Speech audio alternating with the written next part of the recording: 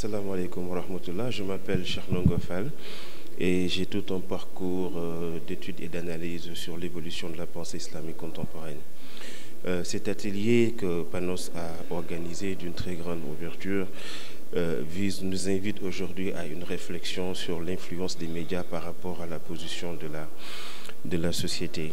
Cette analyse aujourd'hui a laissé un très riche débat, un débat de niveau universitaire qu'il faut saluer. Saluer plutôt aussi la pertinence et la grandeur des visions que des gens ont autour d'une table de parler des divergences. Aujourd'hui, personnellement, je pense qu'il est important, au-delà des aspects communs ou des différences qui nous lient, replacer le thème dans son contexte. Et nous ne sommes pas censés ignorer que l'environnement aujourd'hui, sur le plan intellectuel, n'étant pas assez bien tamisé, laisse à prévoir une forte et difficile stigmatisation de la position de l'islam comme des intellectuels musulmans.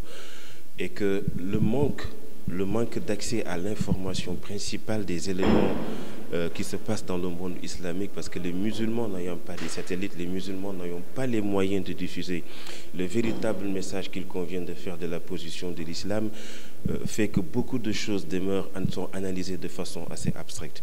Aujourd'hui, il est important que ce qui est la donne sociologique des faits peut être différent de la donne idéologique.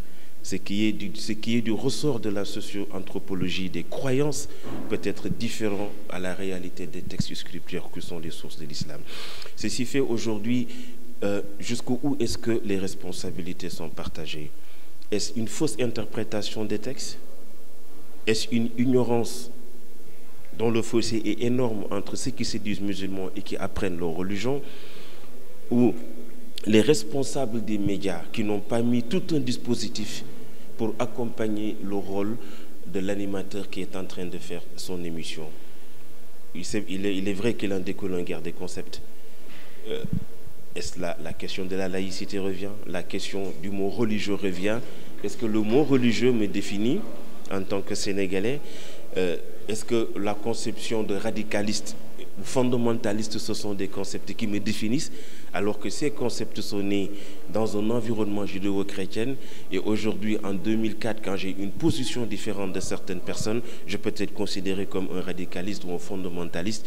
L'immigration clandestine d'une mot avec son enveloppe culturelle, retraduite dans un autre contexte, fausse complètement le débat. Néanmoins, nous estimons qu'il y a encore énormément d'études à faire pour voir jusqu'où est-ce qu'un animateur d'émission islamique a un impact réel sur la femme réelle. C'est une question.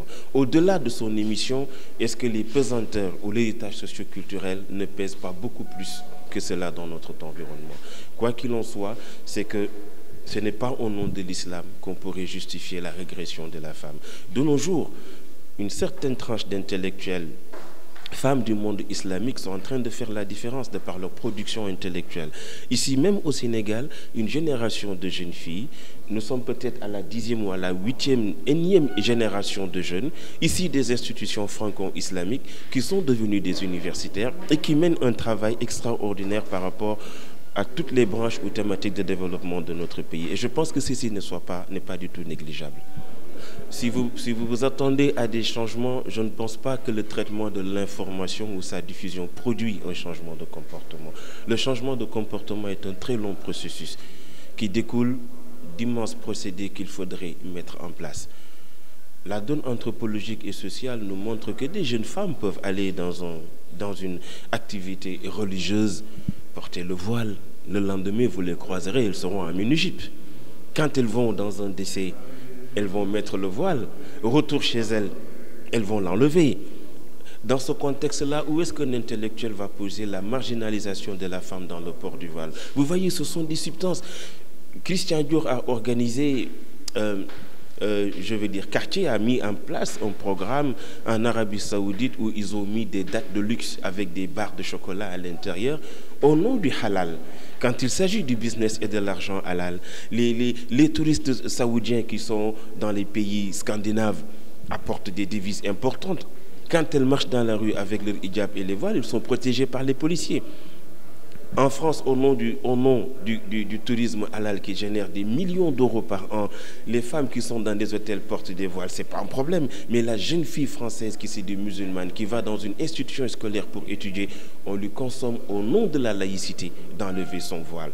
Si aujourd'hui, moi, cher Ndongo Fall, sénégalais de confession musulmane, on veut me définir par un laïc, mais mon héritage historique de Serigne Touba, de Maba Diakhou Ba, de Lat Dior Ngoné Latyr Diop, qui a été un héros de l'islam, qui a islamisé tout le Kayor, mais qui est différent d'un Lat Dior qu'on nous pose aussi cesse avec ses gris-gris et ses phénomènes. Ça aussi, c'est une façonnade de l'histoire qu'on est en train de nous mener. Et cette marginalisation, pour moi, elle commence d'abord dans la façon dont on va définir un intellectuel.